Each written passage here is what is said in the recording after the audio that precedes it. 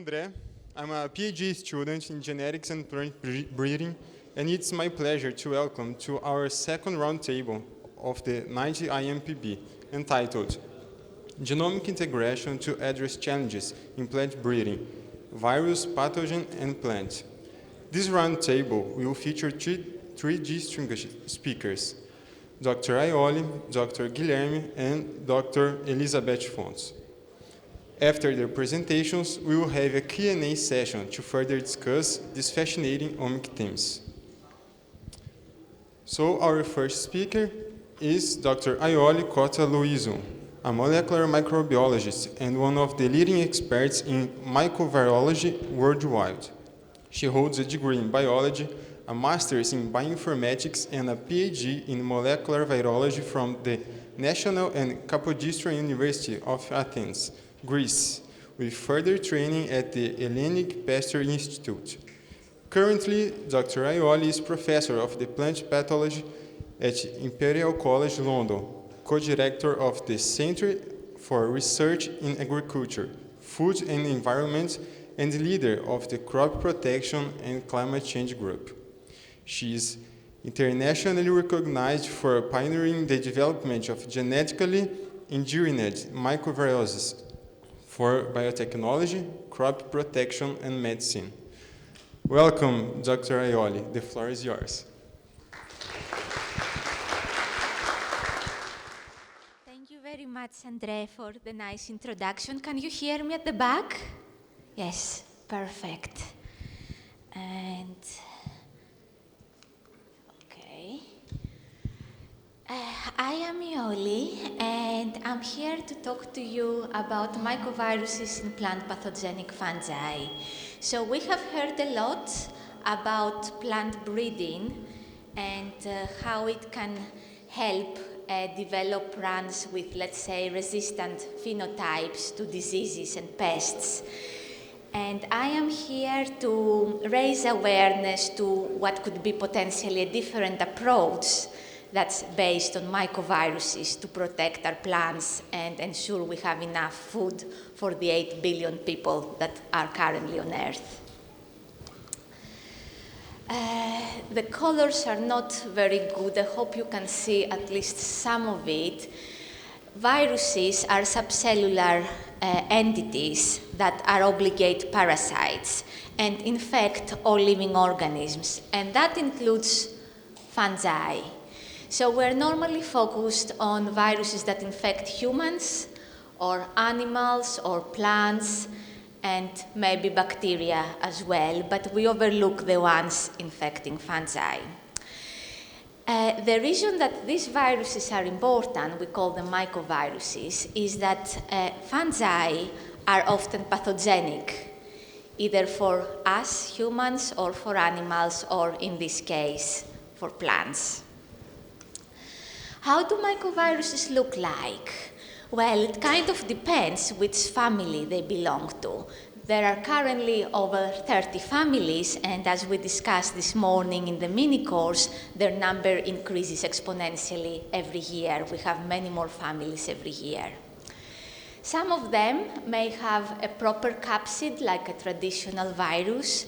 Some of them have their nucleic acid in a lipid vesicle, and some of them are completely naked, so a piece of RNA associated with proteins. We have all types. How are they transmitted? They can be transmitted two ways, horizontally or vertically, and they normally don't have an extracellular phase in the replication cycle, so they cannot get out of the fungus, stay in the environment, and get into another fungus. So don't think influenza, think HIV. Let's put it that way. Now, horizontal transmission means that the virus can pass from one fungus to another, and that requires that the two strains, the two fungi, are going to come very close together and be in touch, and their hyphae will fuse. And the cytoplasm from one fungus will pass into another, and if there are virus particles in the cytoplasm, they will pass to another fungus as well. Vertical transmission is transmissions by spores, and these spores can be sexual or asexual. That's from parent to offspring, essentially. Now, mycoviruses are persistent exactly because they cannot get out of their host and back in again. So once a fungus has a virus, it's very difficult to get rid of it. That is not necessarily a big problem because many infections appear to be asymptomatic, so you cannot tell if the fungus has the virus or not just by looking at it. It's not sneezing, it's not coughing, it doesn't have a fever. However, over the years, we have discovered mycoviruses that do have obvious phenotypes, and sometimes these are very helpful. So you may have heard of the killer yeast system that was discovered in Saccharomyces cerevisiae, which is infected with a virus that encodes a toxin. And the toxin helps its host by killing all the competitors for food in crowded environments. So that's very beneficial for the fungus itself.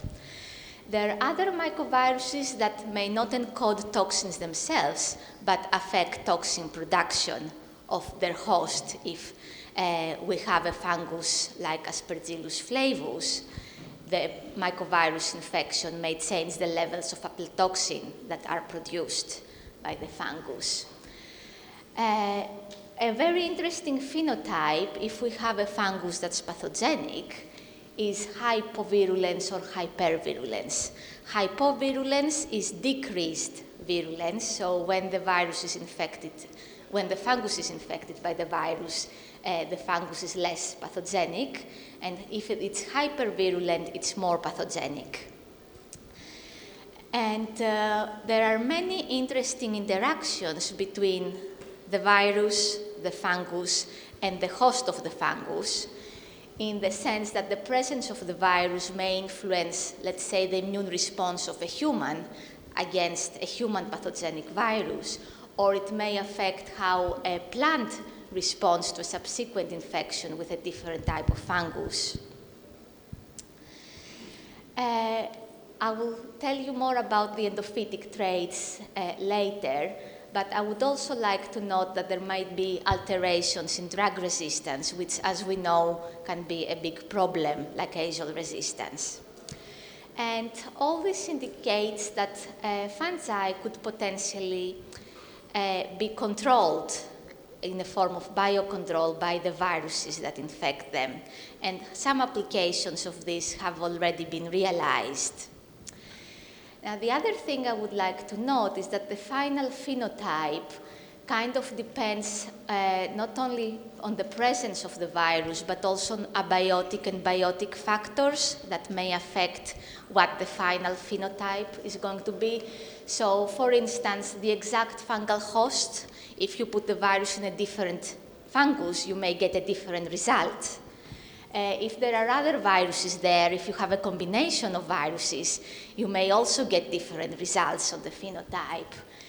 Nutrient availability, different carbon or nitrogen sources play a role, temperature, and of course the host of the fungal host, whether that's an animal or a human or a plant or an insect or something else. Okay, so I went through my lectures for master students, and I kind of selected 3 examples that I would like to share with you to highlight the importance of mycoviruses in agriculture and plants.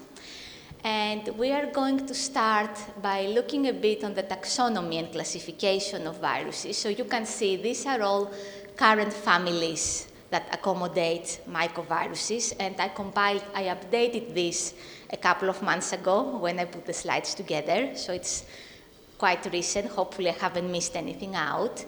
You can see that many mycoviruses have double-stranded RNA genomes. Then we have a lot of mycoviruses that have positive sense single-stranded RNA genomes, and most of them, well, all of them, all these groups here, have an RNA-dependent RNA polymerase. We have the positive sense single-stranded RNA mycoviruses that have a reverse transcriptase down here.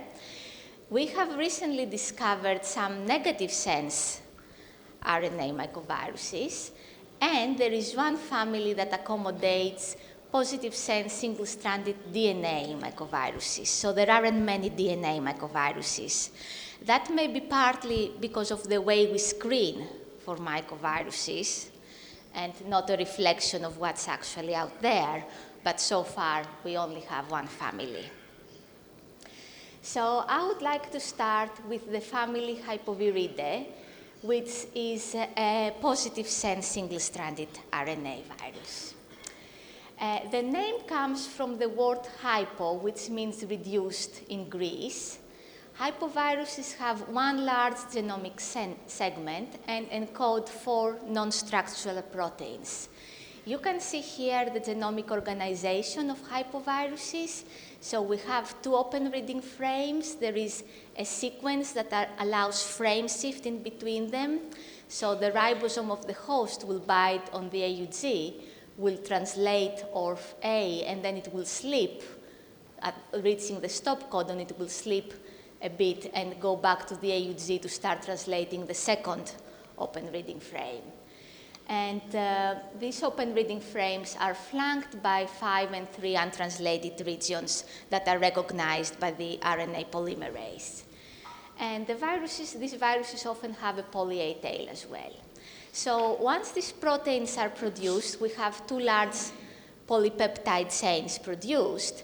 And for each chain, the N-terminus has catalytic activity, so it can cut itself away from the rest. And that's how we end up having 4 proteins in total. This one, the big one, is the RDRP, the RNA-dependent RNA polymerase responsible for the replication of the virus. These 2, the P29 and P48, are the proteases, and the P40 is responsible for viral RNA accumulation, but we don't know exactly how it works. These viruses do not have proper capsids made of proteins, but they are found in lipid vesicles in the host. And this is how it looks like under the microscope. So you can see these vesicles. Each one of those has the viral genome in it, and that's a schematic that shows the hypovirus. So why is this an interesting virus? Because it was discovered in a fungus called Cryphonectria parasitica, which some of you may have heard of. Cryphonectria is an ascomycete, so it's a mold, not a mushroom. And it's an important tree pathogen. So it damages chestnut trees, and it's called the chestnut blight fungus. You can see how it looks like when we grow it on a plate in the lab with a lovely orange color. It looks much less lovely when it's on the tree, destroying it. And this is a disease mostly important for the northern hemisphere, so there haven't been any incidences in Brazil, as far as I know, but it used to be a big problem maybe 50 years ago. And people could not find a way to control it until they discovered the hypovirus. So we can see this is the wild type, Cryphonectria parasitica. It doesn't have a virus, it's bright orange, and it grows faster than this strain here, which is virus infected. It doesn't have the same color. It grows slower, and actually it's not pathogenic. So this is a very old review. I know we're not supposed to give the students all papers to read, and they should stay up with the literature, but sometimes I found information interesting from a historical perspective.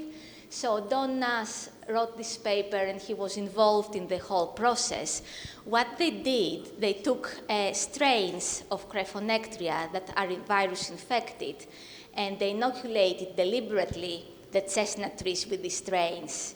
So when a virus-free strain would try to infect the tree, would encounter the virus-infected strain and potentially get the virus. So it would become relatively innocuous. And that's how they managed to save the chestnut trees in Europe. This process was less successful in North America, unfortunately, and the reason for that is that the population, the Crephonectria population in North America is much more complex. So when the virus-free strain and the virus-infected strain would come together, they would not be necessarily able to mate so that the virus passes from one to the other. And that's why it was less successful in some areas there. But overall, this is the first and to date the only application of mycoviruses in plant protection. So this is something I always want to highlight. The other piece of studies that was very important and we discovered due to hypoviruses was the suppression of RNA silencing.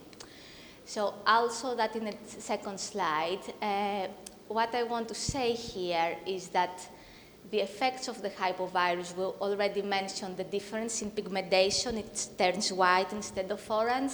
We have reduced sporulation, so fewer spores means that the fungus cannot spread as much. We have reduced lacase accumulation, so lacases are enzymes that damage the wood. And we have suppression of RNA silencing, and I'll explain what that means. This protein here, that's one of the proteases, appear to be largely responsible for these effects when expressed on its own. And it managed to mediate these effects through interfering with many major pathways of the fungus. So why is RNA silencing important? Now, when we get a virus, we have all sorts of immune responses, right? We have the adaptive immune response, and we have the normal native immune response, and that's how we manage to get rid of the virus. Now, the fungus doesn't have that. Instead, it has RNA silencing. And RNA silencing is a mechanism that targets double-stranded RNA in the cells, because normally fungal cells are not supposed to have double-stranded RNA. They will have single-stranded RNA, their transcriptome, but not double-stranded. As we saw earlier, most of the viruses, at least that we know, are RNA viruses, and that means that they either have double-stranded RNA genomes, or at some stage of the replication cycle, they become double-stranded in order to create a copy of themselves.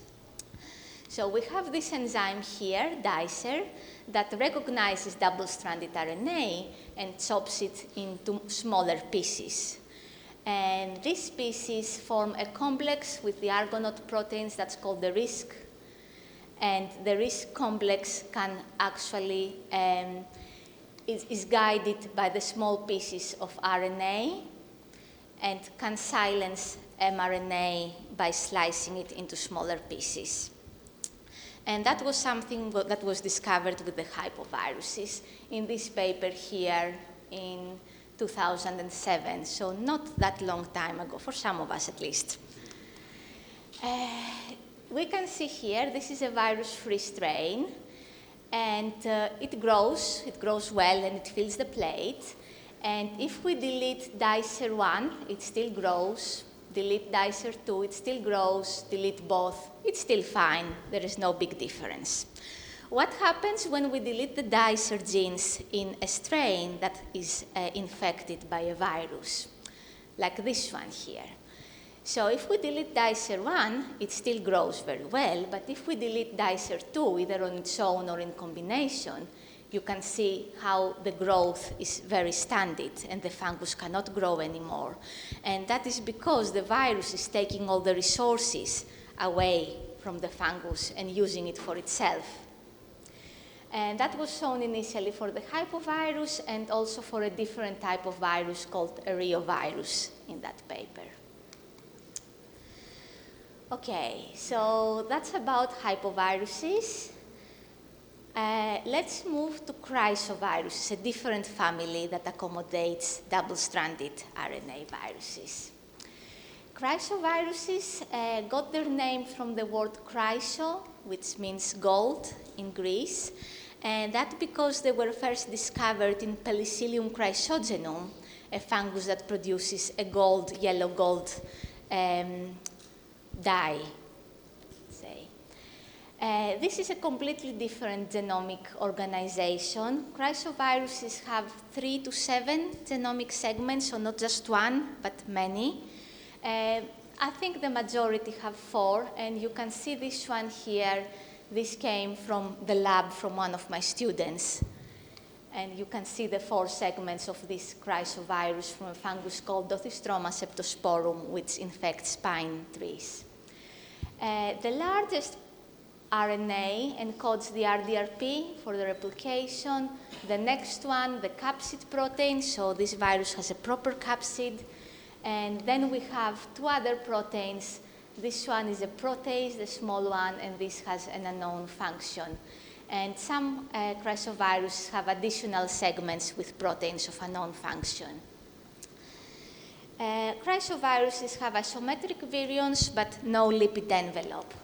So these are the virions here, and the structure has also been resolved. That's from the Penicillium chrysogenum virus, the first virus in the family that was discovered. There is a virus, a chrysovirus, that infects the fungus Pestalotiopsis thei, which is also an ascomycet, and it's also an important pathogen. This time, not of trees, but of tea plants. And you can see how it grows on the plate and how it damages the tea leaves. And it's mostly found in Asia, then we have here in Spain, and then down here in South America. So that was work that was done in collaboration with colleagues from China. Okay, let's see what we have here. We have the original isolate that carries the virus, which was isolated from tree leaves. Then we have a series of isolates, 1, 2, and 3, that were cured from the virus. So when we want to study the effect of the virus, it's important that we have isogenic lines, the same isolate with and without the virus, to make sure that any effects we see are because of the presence of the virus and not because of some genetic difference in the background of the host. So what we do is we cure the isolate. And we can see here how the cured fungus grows much better and fills the plate. And then, to control and complete the Koch's postulates, we reintroduce the virus in the cured strain using different methods, and we can see that all these colonies are growing much similarly to the original one. So this has the virus, these 3 haven't, and these all have the virus again. And that's how they grow on plates. Okay, let's have a look at the leaves below. This is the original one here, the one we got the virus from. This is the virus-free, so you can see we have a huge amount of damage on the leaf. And then we put the virus back in, and there is no damage. Now, our original thought was that we again have a case of hypovirulence. The virus stops the fungus from growing and reduces the virulence, and that's why we don't get any damage. But then we looked a bit more closely. So this is microscopy with different colors for the fungus. So the fungus is the green one, and the plant cells are the red one. So this is not infected with any fungus. This is infected with a virus-infected fungus, and this is infected with a virus-free fungus. So we can see there are plant cells everywhere.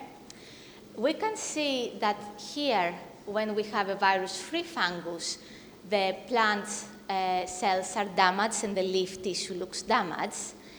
But here, we actually have fungal growth. It just grows as an endophyte and not as a pathogen. And that's why we have no symptoms, but the fungus grows pretty much equally well in this case. Okay, would there be any way for us to take advantage of that observation? So we did some experiments where we pre-inoculate leaves with different types of fungi, and then we challenge inoculate with an aggressive isolate. So in the first line, we have PDA, that's our control. Here, we pre-inoculate with PDA, which is a type of medium, and then we allow a virus-free strain, an aggressive virus-free strain, to grow on the leaf, and we see damage as expected. If we pre-inoculate with the virus-infected strain, and then we expose the plants to the virus-free one, the aggressive one, we see no symptoms. So that means that the virus-infected strain protects against the aggressive ones as well. Okay, the last family I wanted to highlight is called Xenomyviridae, and it's very special because it's the only DNA family we have so far. I hope that unlike my students, many of you would have heard of xenomoviruses, because that's where the family got its name from. It's a Gemini-like virus with no movement protein. And the particular genus we're going to be looking at, it's called semicircular virus. It has one genomic segment, it's circular, it encodes a replicase for its replication and the capsid protein, and forms isometric virions, quite small, again, with no envelope. Which we can see in this picture here. So what is very interesting about this particular family, it was discovered by this virus, and then once we had the sequence, people started looking into databases, and they found bits and pieces of sequences homologous to these viruses in all sorts of places, like in plants, in insects, in brain tumors, in sewage, in the environment. Now, we don't have the actual viral particles, so we cannot say they're real viruses. We're not sure about that. But this is probably one of the largest families now, because we have so many sequences associated with it. So this was a big paper when it came out, because that was the first DNA mycovirus that had been discovered. And we can see here, these are virus-infected, and these are virus-free strains, and they seem to be growing pretty much, not huge morphological differences, but the virus-free strains cause disease, while the virus-infected don't. That was the second reason that this virus is so interesting. Remember how I told you before that normally viruses, mycoviruses, do not have an extracellular phase? This one does have an extracellular phase.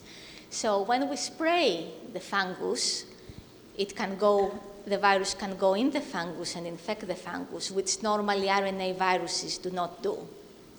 So that's another special characteristic of this one. And finally, this fungus has a transmission vector.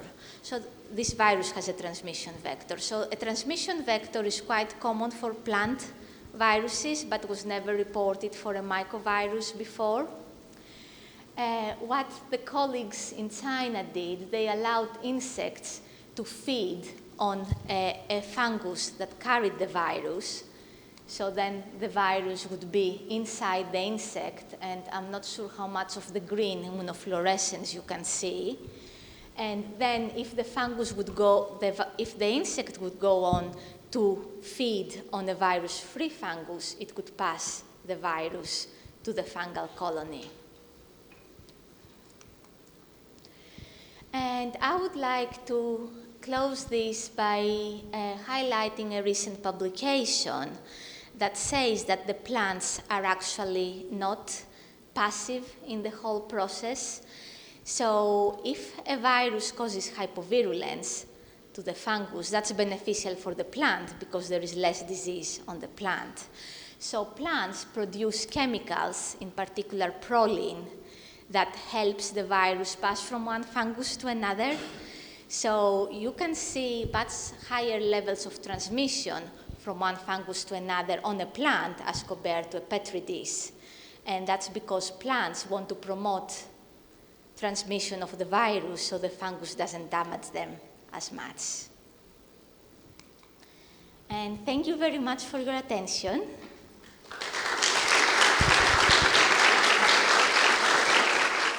Thank you very much, Dr. Ioly, for this inspiring lecture.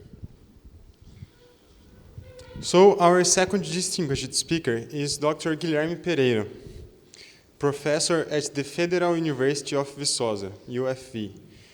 He holds a bachelor's degree in biological science from UIPB, a master's and PhD in genetics and plant breeding from Exalc, and carried out postdoctoral research at North Carolina State University. Dr. Pereira also worked at the International Potato Center, CIP, and recently completed a sabbatical at the University of Edinburgh.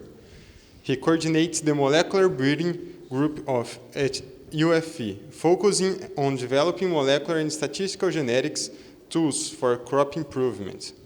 Welcome, Dr. Guilherme. The floor is yours.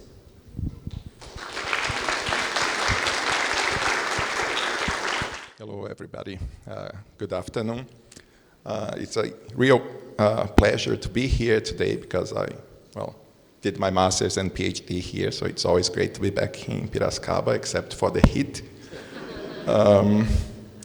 And today I'm going to talk about something we actually started here during my master's when I was doing it with Professor Maria Lúcia Vieira, trying to map QTL and build linkage maps in sweet passion fruit. Sweet passion fruit, right? And continue doing it under Augusto's supervision during my PhD with some other crops like sugarcane. And it turns out it became something I keep doing until today. So what I'm trying to cover is things we've learned and we've used in the past and how we have developed new techniques and methods that try to overcome some of the problems that outcrossing species have. And finally, what we are trying to do now in terms of developing new methods and trying to tackle some of these issues we are going to talk about. So first of all, this, by the way, a slide I stole from Augusto. If you do not know what outcrossing species are, these are species with mandatory crossing, right? So we cannot self them, or if we do, we have some trouble with it. And this happens for several reasons. One, for example, is flowering time takes a long, very time, so we cannot self them. This is the case of trees, and we have examples of Evandro today, right, of F1 segregation. Self-incompatibility, like in fruit trees, citrus, and passion fruits, an example, the crop I worked with during my master's. Another issue is related to high-ploid levels, especially in outer polyploid species like potato and sweet potato, two crop species I work today. And for all of them, inbreeding depression, right? Because sometimes we can self some of these crops, but they are going to end up with very bad phenotypes, right? Which is not interesting for breeding. And this is the case of carrots and cassava, another crop we work with nowadays. Two other things important about outcrossing species is because we cannot self these individuals, right? They are highly heterozygous. And for some reason, they are all clonally propagated, okay? Being highly heterozygous means that the F1 is going to segregate, right? Because otherwise we would have to cross two inbred lines, generate the F1, which is heterozygous, right? And then the F2 would segregate. But in the case of outcrossing species, it's segregating in the F1, right? So what have we learned so far? First of all is that qualitative marker scoring is not enough, right? I learned this from a very young age, trying to run lots of PCR and electrophoretic gels during my master's. We know that because they are highly heterozygous, it's important, right, to distinguish whether individuals are heterozygous or homozygous, right? This is a case of a diploid species 0, 1, and 2 if I'm using C as the alternate allele, right? So this one has 0 Cs, 1 C, and 2 Cs. Some molecular, like very old molecular markers are not able to deliver that type of information, right? We call them dominant markers. We are lucky today because we are able to gather lots of SNPs and they are codominant, so we can distinguish the heterozygous from the homozygous states. And here is an example of an F1 population of a wild sweet potato, diploid sweet potato. Here are 2 examples, the 2 possible outcomes of such population in diploid crops. They are either segregating 1-to-1 if one of the individuals is homozygous, right, and the other is heterozygous, the parents, or 1-to-2-to-1 if both parents are heterozygous, right? With this sort of methodology, right, we were able to build a linkage map and fix some misassemblies in the reference genome. We were able to, get the phenotypic variation map really big QTL with huge effects, especially on leaf morphology related traits, which, by the way, is important for sweet potato, which is also used as an ornamental crop. Another thing we can do is evaluate the genetic gains, right? Because we rely on knowing which alleles were passed on through generations and selected, right? We did this with cassava. We have several markers involved in different cycles, and we noticed that, for example, for CBSD, disease in cassava, we're able to reduce over different cycles the scores, right, which is what we wanted. But on the other hand, for traits like yield, it didn't work quite well. So we have the plots here. Our yield was actually decreasing as we were increasing the resistance for the disease over cycles, right? Which is interesting to note, an outcome that we wouldn't expect, right? Of course, they are focusing more on the CBSD-related traits, which turned out good, but not as much as in the yield case, and that's where we are helping them figuring out what happened and how we can promote this selection in a multivariate way. All right, this is what things we can do. Another thing we learned is that polyploidy makes things a bit more complicated and also fun. And this is because in a diploid case, if we are dealing with a multi-allelic marker, we are going from this type of segregation in F1 to this type of segregation. Of course, we are missing some information, but it's not that much. We can assess, right, this type of information the way I showed before. This is using GBS, genotype by sequencing. We have the number of reads, and then we can estimate their genotypic constitution, right, for each one of the SNPs.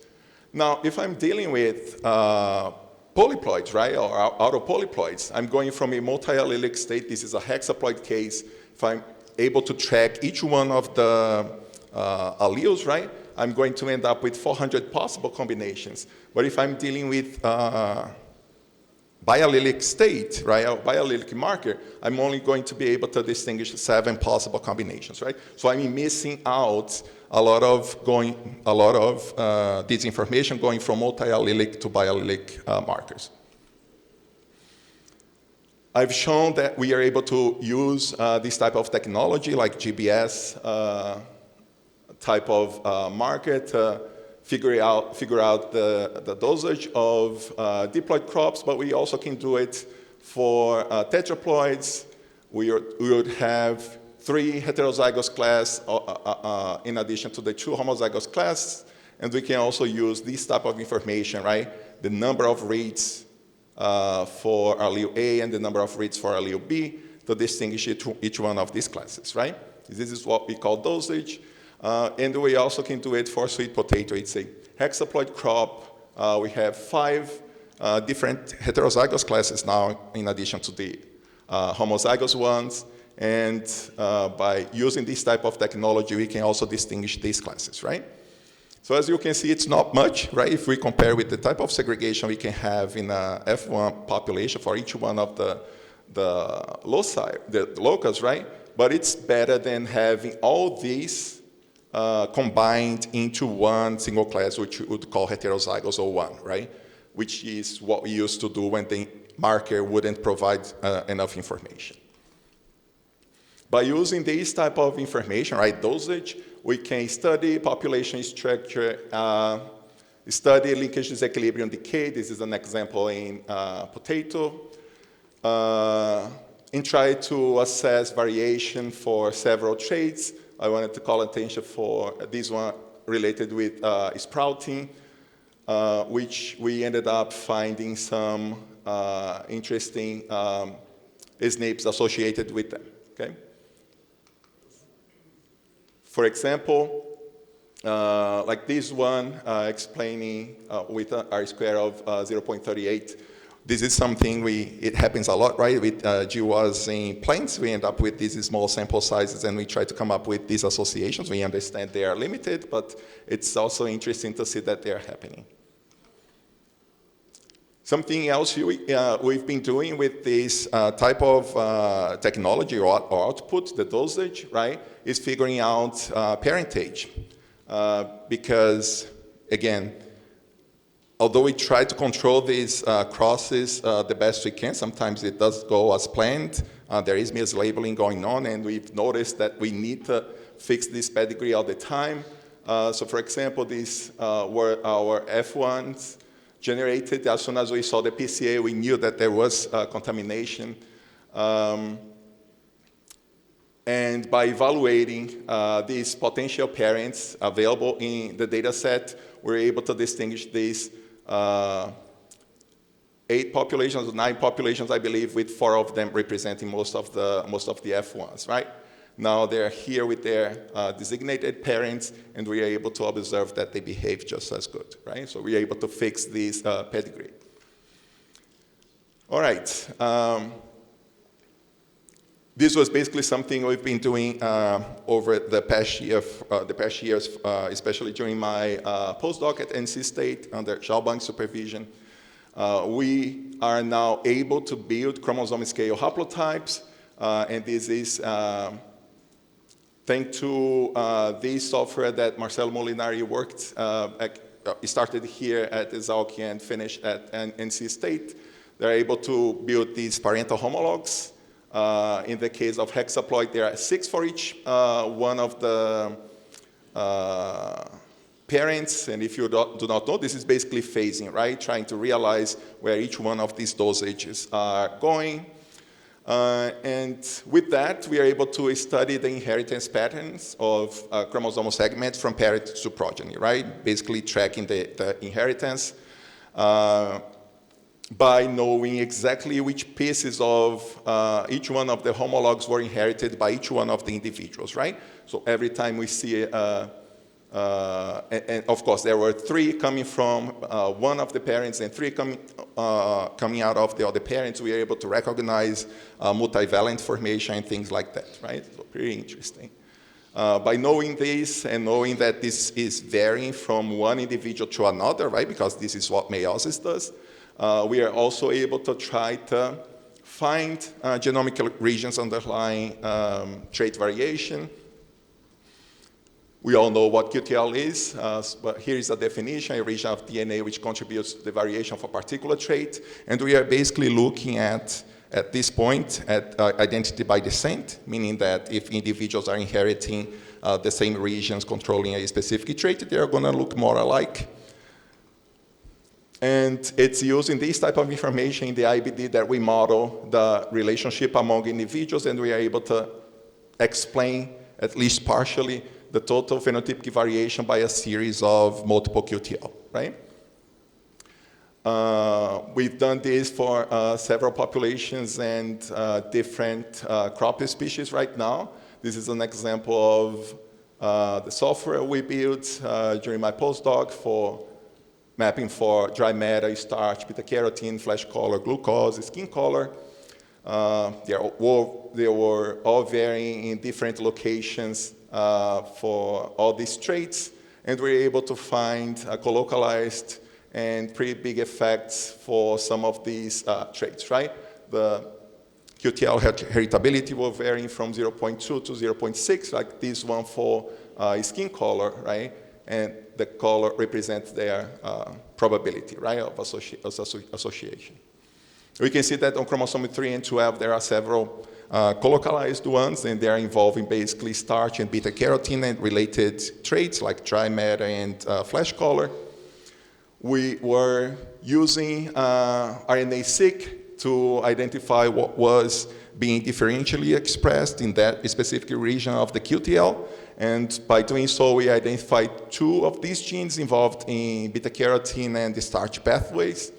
On linkage group 3, we identified 2 genes, one associated with beta-carotene biosynthesis and the other associated with starch biosynthesis. It turns out they were linked by a very few, by a distance very small in terms of base pair, which explain why they are correlated.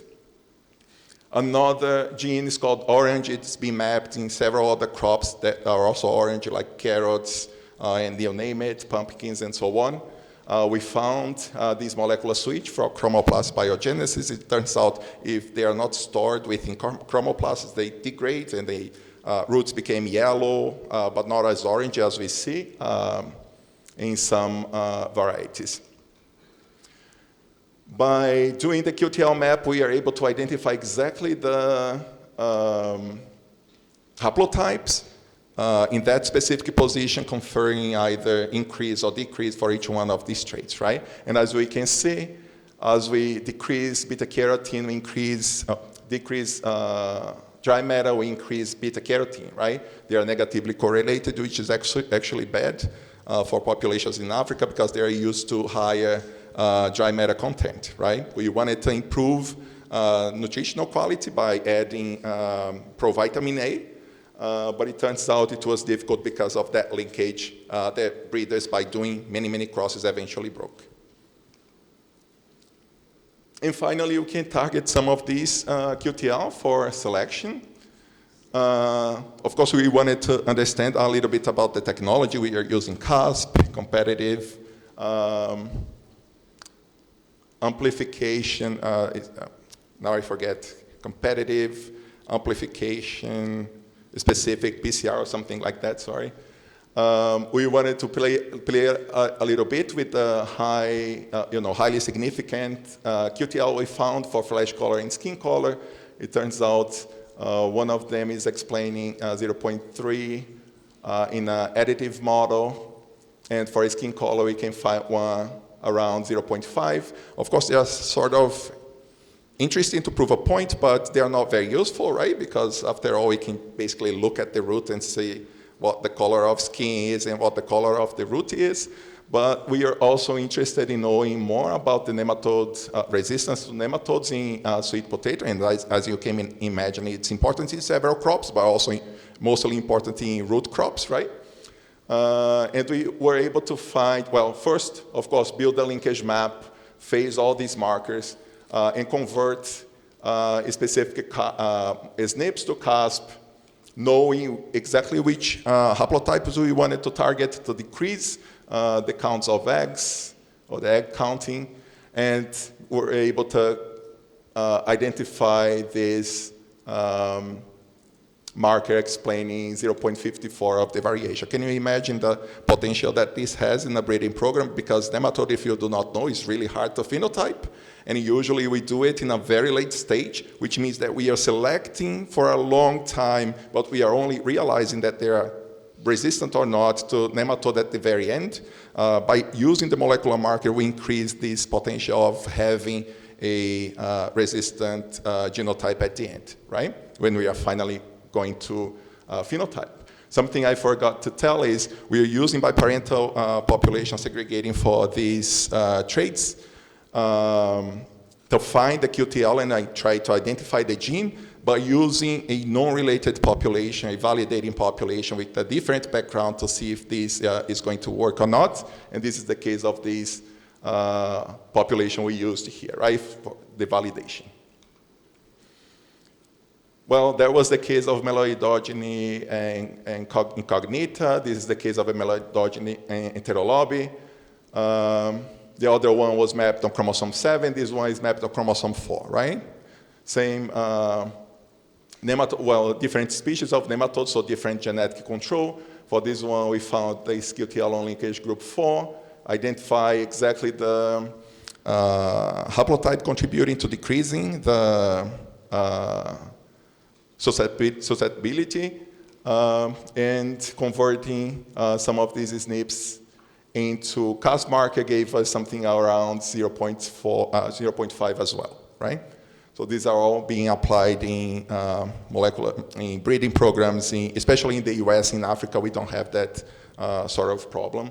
By the way, Tanzania is an African variety, very used there, and it's exactly what's providing the resistance for these nematodes, right? Finally, we also wanted to target some of the genomic-enabled prediction, and we are looking at a very simple model of GBLUP and QTL BLUP, right? Basically using those mapped QTL in cross-validation processes and searching for this QTL in each one of these steps, right? We are able to identify that, well, QTL BLUP works better for oligogenic traits, right? So fewer genes controlling more of the variance, but of course, as we expected, it didn't make much of a difference for yield-related traits, right? We all know that. Another thing we were interested in was what the impact of using, the old pseudo-diploid markers, the dosage information, or the haplotypes to build this genomic relationship matrix would impact in predictability. And we noticed that it may increase when we use haplotypes, but it's rarely worse when using dosage, right? For sure, it's going to be really bad if we are using diploid-like markers. So we are losing that information that we use to distinguish the heterozygotes, right? It's completely missed, and that impacts a lot our predictability. For yield, same type of outcome, right? For haplotypes, sometimes it gets better, but most times it's not doing any good in terms of, in comparison to those H markers, right? And of course, that got us wondering, because it turns out if you have haplotypes, you're supposed to have more markers, right? Because you're going from a biallelic state to a multi-allelic state, right? And you're able to know exactly which pieces were contributed by each one of the parents to the progeny, right? It seems to us that it's related to the limited scenario we are working with, right, which were biparental crosses. So that's why we wanted to tackle another issue, which is the actual application in breeding programs. So we wanted to build and track haplotypes in breeding populations, and now you're asking if we can do it, or not. I haven't talked to you about what a typical breeding program of a clonally propagated crop looked like. This was something I extracted from old SIPs, the International Potato Center sweet potato program, but it varies from one location to another, but you can have an idea of getting several of these individuals crossed, obtaining the F1s, the true seeds, planting them, performing some selection in the nurseries. We are interested in roots, so if it's not providing roots, we just discard them. So it's an easy selection at this stage, and running them in observational trials or preliminary, intermediate, advanced yield trials to identify yield-related traits, right? In fact, what we have is, as we are providing this type of information, right, and performing this selection, we would rely on the advanced yield trials to select the new parents for the crosses of the next cycle, right? So that would take about 7 years, 6 years. Genomic prediction is trying to help us to do it in an early stage. but that wouldn't solve much of the problem anyways, because the actual structure of a breeding program is really complicated. As we are like selecting those individuals from advanced or intermediate yield trials, we are making new crosses, right? And this is an example of multi-parental interconnected populations, people at CPUs, to introduce new variation for late blight from wild potato. This wild potato turned out to generate one very good individual, and they're using it for several crosses, as you can notice, right? The size of the circle means how many crosses they were involved, right? So you're generating these progenies, phenotyping them and selecting them to become new parents. As you can see, some of them are highly selected, right, to become new parents, but it's pretty normal, right? So we have only here 4 generations, but of course many things happened before, and many things are going to happen next, right? And then we started collecting this type of data. I was like going after the breeders and saying, let me know if you have any of these type of data, right? So here's an example of cassava. It's only 6 families, the numbers varying from 24 to 62 progenies, each combination of male and female. As you can see, some of the crosses just didn't happen, and we know it, right? If you're doing breeding, you know that sometimes the crosses don't realize. This specific population is really nice because they actually have it whole genome sequenced, but we subset 90K markers just to have an idea on how we could build these haplotypes in multi-parental families. Of course, we identify these subfamilies easily by a PCA. We fix parentage based on the information of the genotypes, and then we build a map for each one of the populations, and eventually we integrate them. And we do so by using shared markers across these populations in such a way that for each one of these individuals, again, we are able to see exactly which pieces were inherited from the parents, right? For each one of the individuals in that multi-parental population, meaning that some of these fragments here are going to be inherited by individuals crossed with another parent, right? Which has one parent in common, for example. By using this type of a strategy, we are able to hack. Very nice postdoc I had from Nigeria. We were able to hack one of the software that people have built for multi-parental populations using inbred lines, and identify, for example, this QTL for dry matter content in cassava. We can see that the effects are changing, right, from each one of the parents, and by doing so, we are able to select which ones we should cross in the next generation, right, by tracking down the contributions that these parents had on the progenies. Another example is a tetraploid potato from Embrapa. Again, some of these individuals, or male or female parents, are highly represented, right? But again, it's normal in a population. Still, we're able to get genotypic data from 2.7 DART tag panel, identifying these clusters respective to each one of the families, fixing for parentage, building the integrated linkage map, looking at how it looks like against the genome, and again, being able to notice what was the contribution of the first parent and what was the contribution of the second parent for each one of these individuals, right? So this is a case of one individual, but as you can see, every time you run this type of plot, they're gonna change in a way determined by meiosis, right? Again, using this type of output, we used another software called DiaQTL to map QTL for, don't even remember what this is exactly. Anyways, I just wanted to say that we are able to, now colors don't work, right? Because when we are talking about diploids, we're able to make one allele as reference and the other is the difference, right? But in this case, we can see the contributions of each one of the haplotypes of all the parents, all right? And seeing exactly which ones are helping more with the variation, increasing and decreasing the phenotype in the population, right? As you can notice, we can make it really targeted, right? Because by using molecular markers and tracking down each one of these locations, right, we're able to connect the dots and selecting individuals with that type of inheritance. Now, running out of time, I guess, so I just wanted to say that we can also do it for hexaploid crops, although it's not working as nicely yet, as you can see, right? We are getting there. Of course, there is a limitation in terms of markers here, so we understand that we can do better. Just gonna jump really quick to how we can efficiently, so let's say we can build all these maps, we can track generation after generation, the inheritance of each one of these fragments, right? But now there will be a problem of storing and using this type of information, right? That's why I went to the University of Edinburgh, because they were working something called tree sequences, which is a way of encoding ancestral recombination graphs.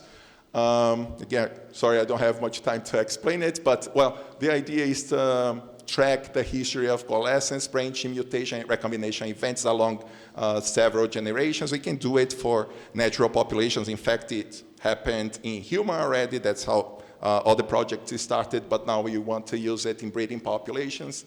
Again, tetraploid population is giving us the opportunity to build this linkage map, track each one of the recombinations down for each one of the parents, for every individual, and build these tables which determine the tree sequences, right? This is what a tree sequence looks like. It's a sequence of trees, right? Indicating exactly what was the inheritance from parent to progeny. It only changes when the recombination happens. So it's a nice way to store this because the tables are only growing in one dimension. So it's really easy to store. We can use this type of thing to come up with a genomic relationship matrix. This is what the dosage would give us, and this is what tree sequences is giving us. Of course, it looks too good to be true because our generation is too shallow, right? We are only looking from one generation. But of course, if we're able to recapitulate these in the past, right? Or we keep tracking down all these things along the breeding process, these things are gonna be even more informative. All right, some final remarks. As you can see, market informativeness matter. Turnaround time as well, right? All these methodologies I talked about is something we can get out of the outsourced company for very good pricing and around 20 days. We get to know our traits, right? We target some with marker-assisted selection and some of them with genomic-enabled prediction. And what we can do now is improve all these methods we've created in the past now to deal with multiparental populations and cross-generational population, as well as try some of these things using simulation software. With that, I would like to thank all the collaborators providing all the data, my team that's been working on all this, and you all. Thank you.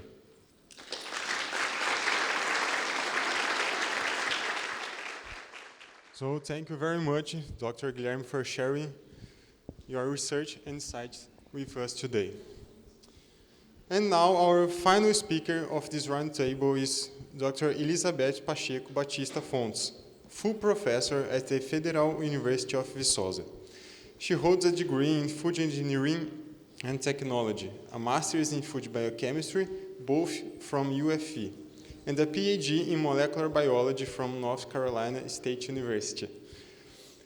Dr. Fontes coordinates the National Institute of Science and Technology in Plant-Pest Interactions, INCT-IPP, is a member of the World Academy of Sciences, TWAS, and the Brazilian Academy of Sciences, and has extensive experience leading national and international projects in plant molecular biology, functional genomics, stress responses, and biotechnology. Welcome, Dr. Elizabeth. The floor is yours.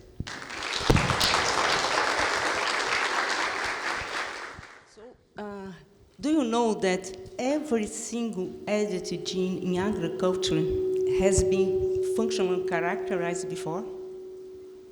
That's like a predecessor that has to be done before you edit the gene. You need to know the function first. So it's something that I would like to talk to you today.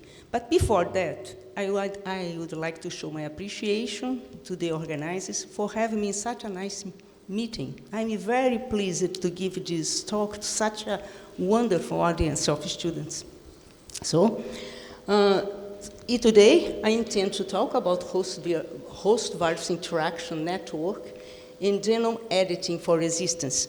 To get there, however, I would like to use the first minute of this talk to give some information about the virus itself, a little bit of background that may very well demonstrate the relevance of the virus, not only at the agronomic point of view, but also as a relevant tool to understand the basic cellular process of plant cells, such as DNA replication, transport of protein, and more recently, plant defense. So begomovirus, that's my virus of interest, belongs to the Geminiviridae family. It is spread all over the world, as shown here by these red dots. And more than 500 species of the virus have been cloned. Based on sequence comparison in phylogeny, they are classified in more than 14 genera. The largest ones are the begomovirus here, that can be either monopartite or bipartite, one genome component or two genome components.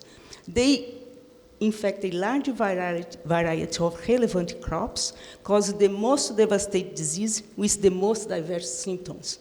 In Brazil, the biggest problem currently is the tomato infects begomovirus. That's the one that I'd like to talk to you about. So, actually, the first tomato goat mosaic virus, the first begomovirus at all, that was cloned was found in 1975 in the state of São Paulo, but was never considered a threat to the tomato plantation. Actually, it was considered a very full virus, no problem with agriculture at all. However, in the last decade, there was a big proliferation of new and more pathogenic species of the viruses, and today they are more than 15 species. They are spread all over the east coast of Brazil. They are considered a serious threat to the tomato plantation in Brazil.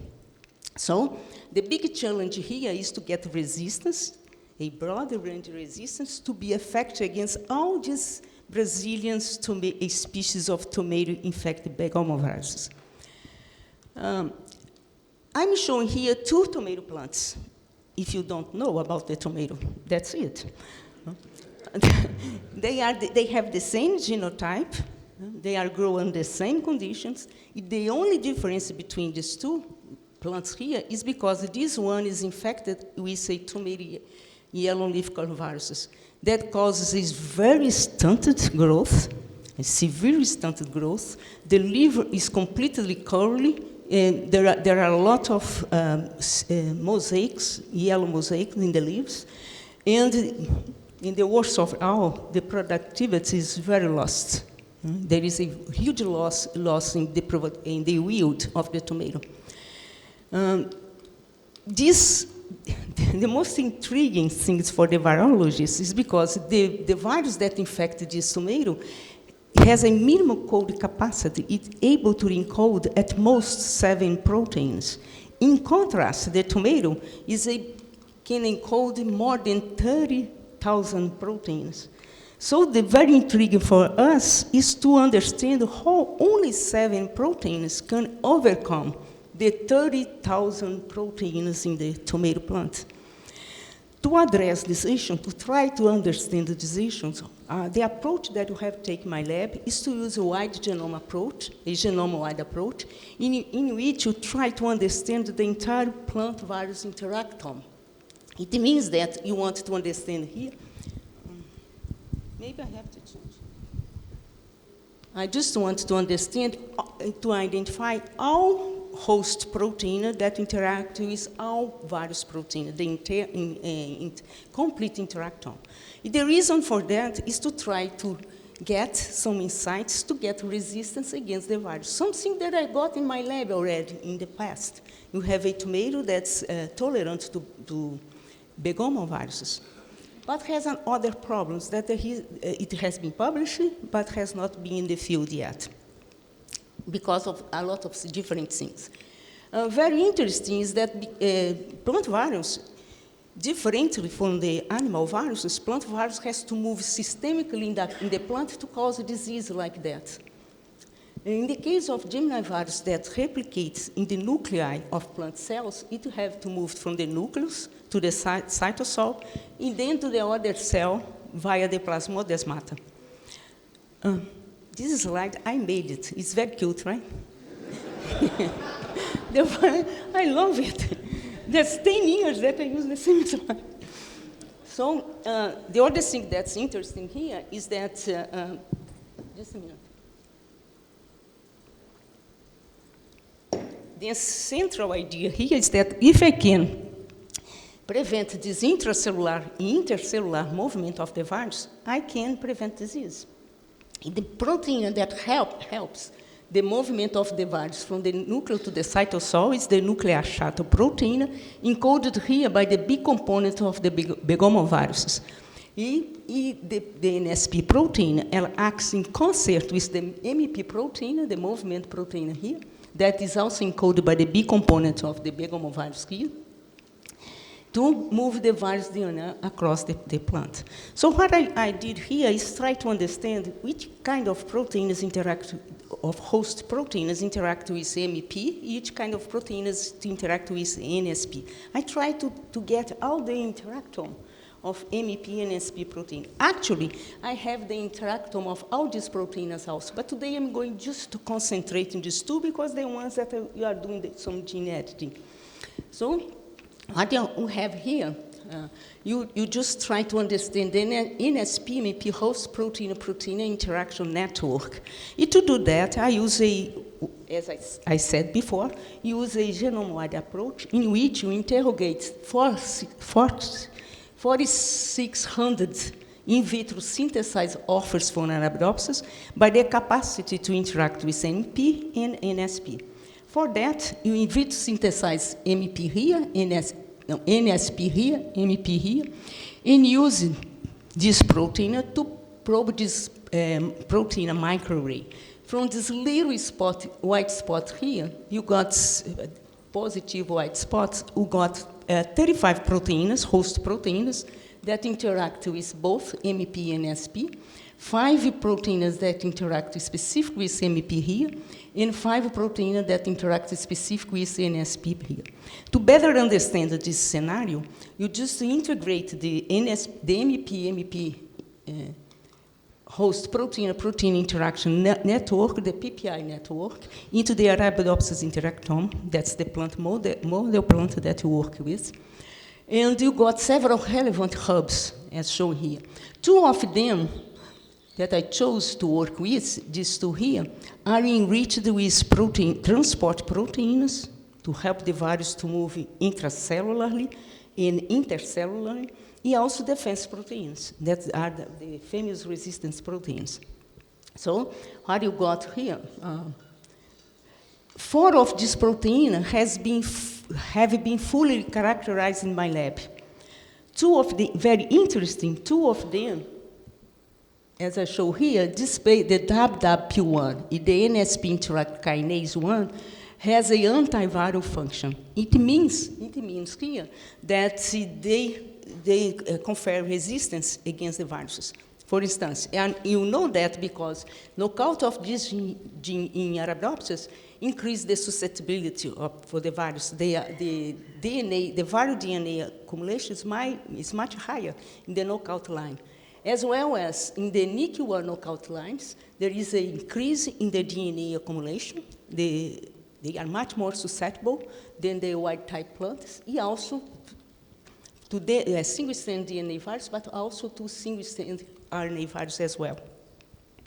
The other 2, this has also been cloned, published in my lab, but the other 2 Very interesting, the NSP interact with GTPase, the NSP interact syntaxin 6-domain containing protein and NSP. They display a bag-homoviral function. It means that they contribute to the virus infection. So you know that by the same approach. You knock out this gene, the NI gene here. The plant has less, the symptom is much more attenuated in the knockout lines. They accumulate much less DNA. Here, the same line, the NSP knockout line accumulates much less DNA, virus DNA. The symptoms of the knockout lines are much more attenuated. So it's much easier for us to demonstrate the function of these four proteins if I place them in the virus life cycle, as shown in the next slide. So you can see here, the insect cells, that whitefly, delivers the virus DNA into the cytosol. In plant cells, there is no receptor for the virus. The insect cell has to deliver the virus inside the cytoplasm.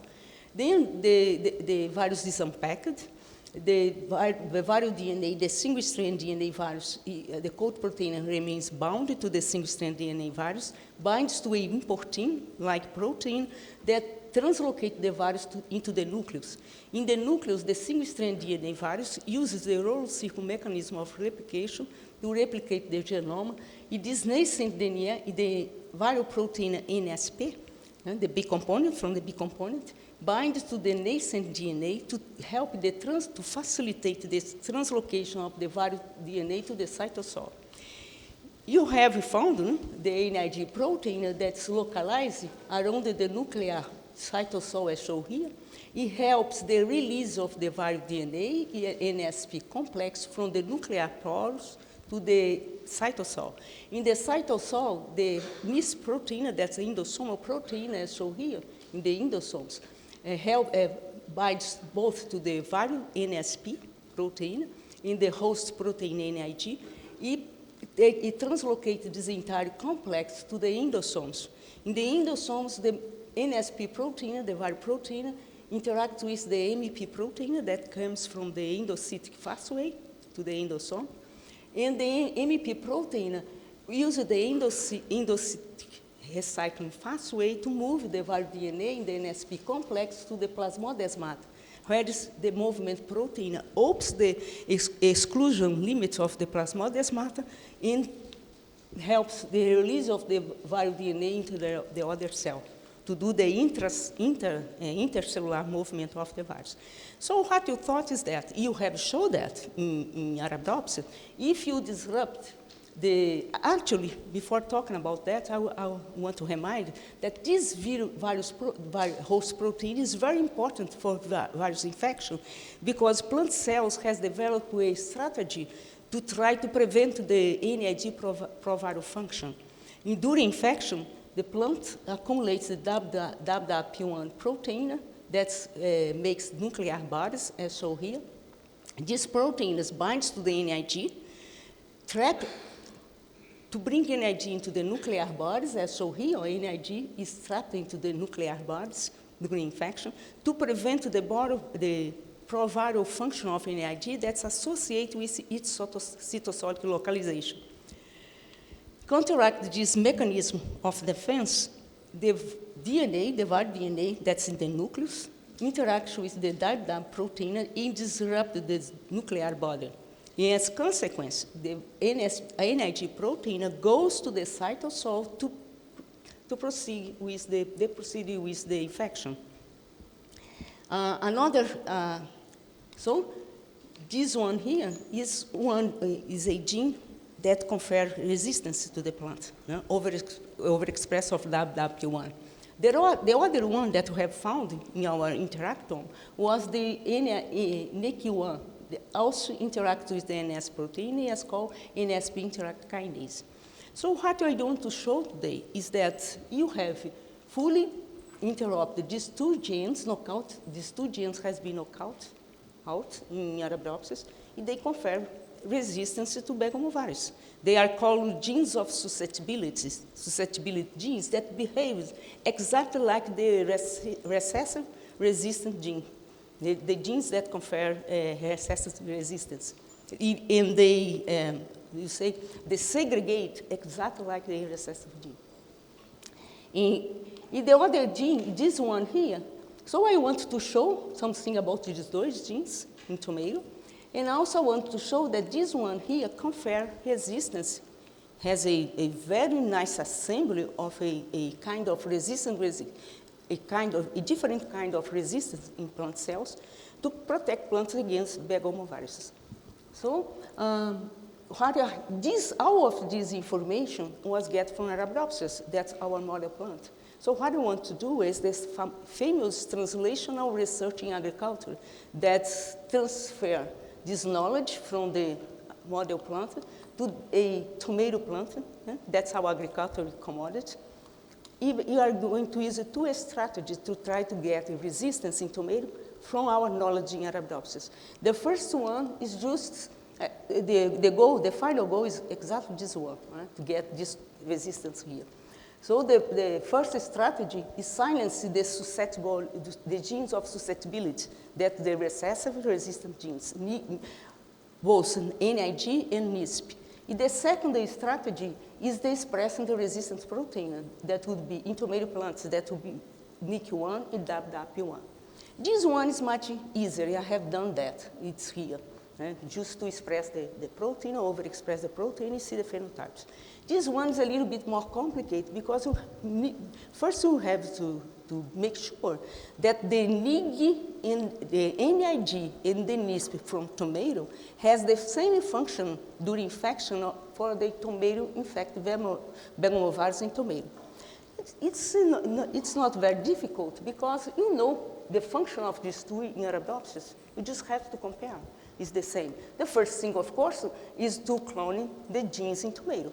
NISP has two genes, one in the chromosome 12, the other in the chromosome 4. I call NISP 4 and NISP 12. And the NIG also has two genes in tomato, two homologs in tomato, in different chromosomes. I'm going to show only the results that we have with respect to the NISP because it's very much advanced than the NIG1.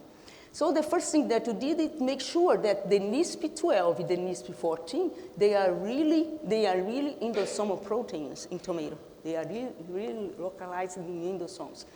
The second approach is to make sure that NSP from tomato infected begomovirus also interact with the NISP14 and NISP12 and NISP4.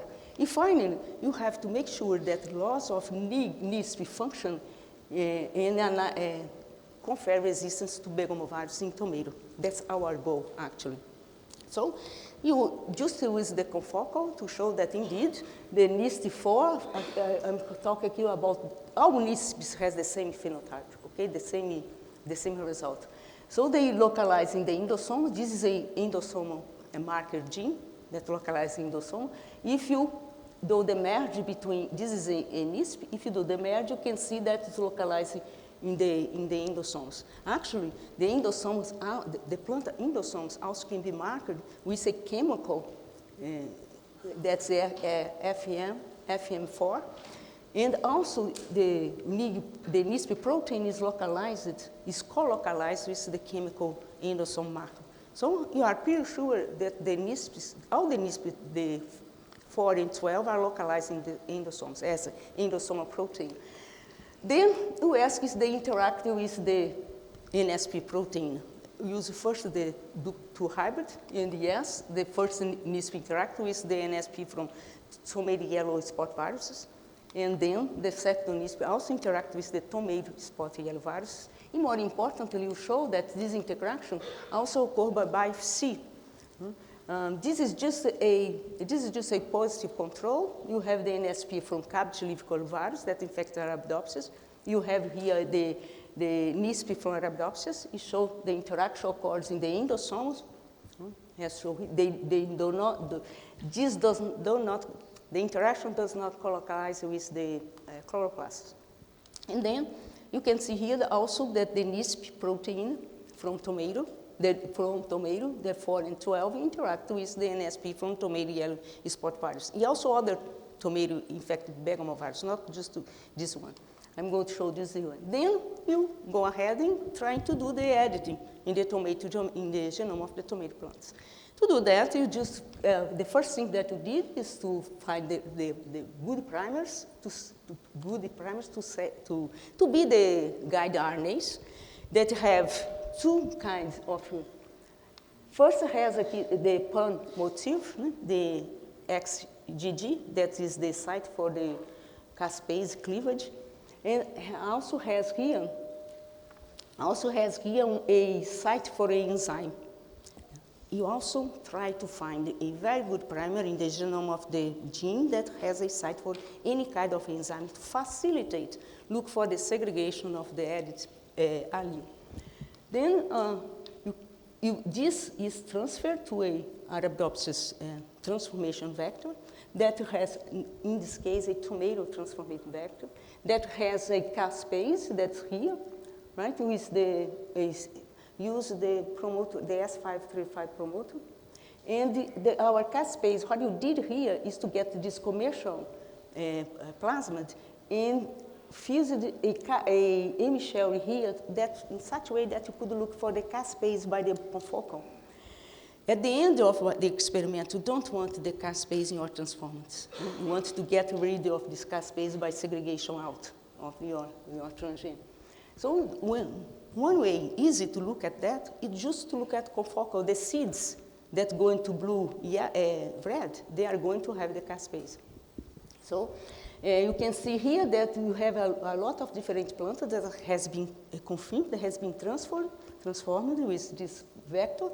But some of them has here a resistant, if the caspase cleave this place and do the editing here, you are going to lose the restriction enzyme.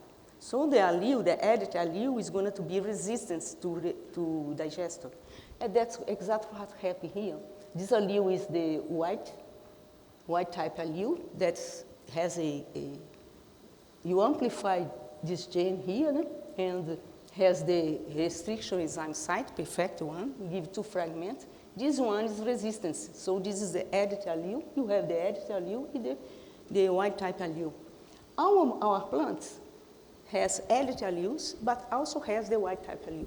So you have to go to the segregation to get the allele in homozygous line.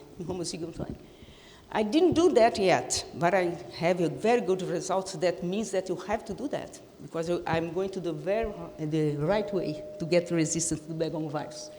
So you have here 5 transformed plants with these 5 here. If you count, you have 5 that has the resistant edit allele. This one was trashed because, of course, there is a off-target effect because it's completely trashed. Stunted growth and doesn't grow well. In this one here, you go further, try to sequence the edit allele. You sequence those alleles. First, just to show that indeed our transformed plant has the caspase that can be seen by confocal. That's easy to, now for us, that's very easy to get the first transformant and to get the caspase out. And then after that, you just sequence. It shows that indeed all these alleles has been added. And they have been very deletions, very big deletions, because you have 2 primers, adjacent primers. So what I intend to do when you do 2 primers, adjacent primers, just to take off a big fragment of the DNA off. And indeed, what you get is exactly this. So now the biggest experiment is to show if these edited tomato plants are really resistant to Begone virus. Indeed, it is. I can show in the next slide. You got only the plant 38, the transformed 41. Do the infectivity assay, look for symptoms, look for accumulation of viral DNA. That's more important because it's very quantitative trait. So you have here that indeed the 41 transformant, independent transformant, does not accumulate viral DNA at all. A little bit, actually. The 38 on the one side is strange because accumulate as well as the white type plant is edited. I believe that because the allele is a strong, the wild type allele is very strong. This is not in homozygous line yet. But anyway, this one was a very good experiment for us. The symptoms, you don't have any symptoms in these 41 plants, edited tomato plants. So I know that we are going to the right place. What you intend to do is to go, actually, you have show here that you can edit NISP, silence NISP, in confer resistance to begomovirus. The thing that's even more important than that, when you silence NISP in tomato, you show by the knockout function of the NISP, the loss of function, that indeed this route for the begomovirus intracellular movement is very important, not only Arabidopsis, but also in tomato, because this NISP protein from endosomes cannot be silenced. The other important information that I didn't show the results for you is that in Arabidopsis, silencing NISP and NIG both does not cause any adverse effect in the plants. That's a very good characteristic for a recessive resistant gene of recessive resistance, and they cannot cause any adverse effect. So, I mean, here is a very good way to go. And what I intend to do now is also to sign NIG both at the same time. Because in this way, I hope that I get immunity, because I didn't get immunity here. I got resistance. If you look here, I still have the DNA. If you see here, I still have a little bit of DNA in these plants. I want to get immunity. No DNA at all. So for that, the way to go is to sign both these two proteins. In the next, that's what I'm going to do the next time that you invite me here. I'm going to show you the W mutant, okay? Here are going to be very good results. But what I intend to do now, if I have time, I think that I do, right? 5 minutes. They took all my time. The best is coming. The best is coming. I can guarantee you. What do you want to do? To talk a little bit, to use these 5 minutes that he gave to me, is to talk about this fundamental research that to respect with the NSP intrakinase signaling hub that has been identified in my lab. So, I want to remind you that the NSP intrakinase belongs to the superfamily 2 of leucine-rich repeat receptor-like kinase superfamily. It has a leucine-rich repeat at the extracellular side, a transmembranous segment, that's a membrane protein, right? In a kinase domain into the cytosol. Bind of the NSP from begomovirus to the kinase domain inhibits its activity, its kinase activity. You have shown before that the NIC1 protein, this transmembranous protein, is involved in antiviral immunity. It protects plant against begomovirus. I still show you a transgenic line that has overexpression of this NIC1 protein, showing that tolerant to the virus, not resistant, but tolerant to the virus.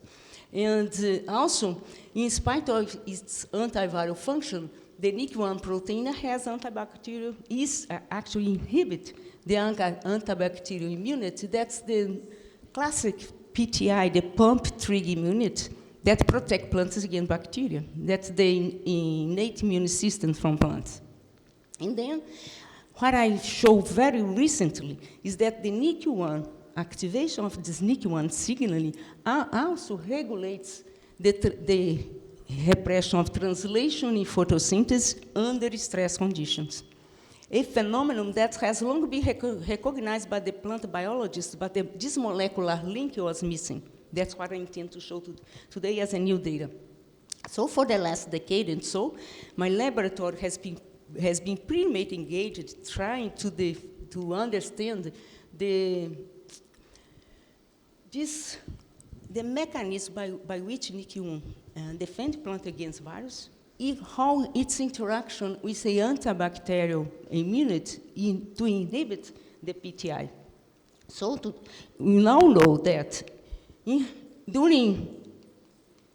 during normal conditions, these conditions, the NIC1 is bound to the receptor of the flagellum from bacteria, and also bound to its co-receptor BAC1, the co-receptor of FLS2, the BAC1, to prevent autoimmunity that otherwise would compromise the growth, right? During various infections, as shown here, the virus provides the viral pump, that's the nucleic acid derived from begomoviruses. Then NIC1 is recruited by a viral pump recognition receptor, a receptor that recognizes this viral pump, and to phosphorylate each other. Phosphorylation of NIC1 at the key threonine residue at position 474 activate the kinase, the NIC1 kinase, that in turn mediate the phosphorylation of the ribosomal protein L10, that the protein that's in the cytosol, because it's a ribosomal protein. Then this phosphorylation promotes the translocation of the protein to the nucleus, where it interacts with the L10 tract MIB domain-containing protein, like MIB, to fully repress the expression of genes involved in translation. In doing so, there is a suppression of global translation in plant cells. In fact, cells, the viral RNA that comes from here cannot escape this translation regulatory mechanism of plant cells, cannot translate very efficiently, compromise the infection. That's a mechanism by which NIC1 protects plant against begomovirus, single-strand DNA viruses. That's the mechanism. Incompatible interactions, the NS protein from begomovirus that's here, bind to the kinase domain of NIC1, here and here, to prevent phosphorylation. In doing so, to prevent activation of the defense response, favoring the begomovirus infection. On the other side, during bacterial infection, as shown here, the bacteria, the Pseudomonas, provides the bacterial pump, the flagellum, and the flag 22, that's here. Then it's recognized by the receptor, FLS2, and the recognition of the bind of the bacterial pump to the receptor drives the dimerization of the receptor, is the co-receptor BAC1, phosphorylate with each other, and then activate PTI to control the bacterial growth, to control bacterial infection, right? However, NIC1 remains bound to this complexity, this activate complex, does not dissociate the complexity. And then BAC1 that's now activated phosphorylate NIC1, the key threonine resident at position 474, activate the antiviral mechanism, the same antiviral mechanism, to prevent the plant that has been infected with bacteria to grow, to prevent the plant against the viruses. So it's kind of one pathogen is very selfish, doesn't want the other one with them, more something like that. But what I show here is that a bacterial pump is able to activate the antiviral mechanism, something that has never been shown before in plant cells. That's this mechanism here. By this receptor, FLS2 BAC1. Also, the viral pumps is also able to activate virus infection here, is also able to activate the same signaling pathway, the same signaling module, antiviral mechanism, by a different receptor. You know that this receptor is quite different from that for two reasons. The first one is obvious. The receptors are very specific for the stimuli. So I was never expected that a receptor that recognize a bacterial pump is going to recognize a viral pump. But the reason that's more genetics, in biochemical, is because the bacterial pump can activate the signaling pathway. It's very easy to show the activation of the NIC1 signaling pathway because you can look for the readouts of the signaling. which are the NIC1 phosphorylation, L10 phosphorylation, Lime phosphorylation. Thanks to Tainá, that's here in the audience. That's the one, as a MS student in my lab, that shows that Lime was also phosphorylated in response to viral infection. And then you also can see here the expression of the marker genes. The translation genes, they are downregulated when NIC1 is activated. So what you show here is that FLAG22 activates the signal pathway because phosphorylate L10, as shown here, L10 is phosphorylated when you treat the plant with FLAG22, but not in the FLS2 BAC1 mutant line. Saying that indeed bacterial pump requires this complex to activate the NIC1 signal pathway. In contrast, the virus pump here also activate the signal pathway because it's phosphorylate L10, phosphorylate Lime, as shown here, repress the expression of the marker genes, right? But in control lines, but also in FLS2, in BAC1 knockout lines, meaning that the viral pump does not require the FLS2 BAC1 to activate NIC1. It has to require another different receptor. It's not NIC1 because NIC1 does not bind into these viral pumps. You have already shown that before. Okay. Then you decided to understand a little bit about. You still don't know. Don't be surprised. Don't think that I'm going to see a surprise here because you still don't know about this receptor. You have not identified this receptor. But you have gained some much insights about the nature of the viral pump that activate the receptor. This is very important because to screen for the receptor, I needed to know which is the viral pump that activates this receptor, right?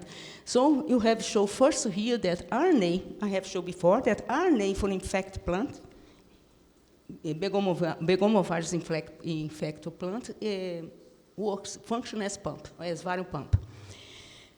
From control lines infect plant, but not from dicer sinus genes.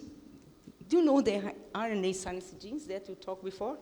The dicer2 is the quadrat mutant dicer 2, 3, and 4, the triple mutant.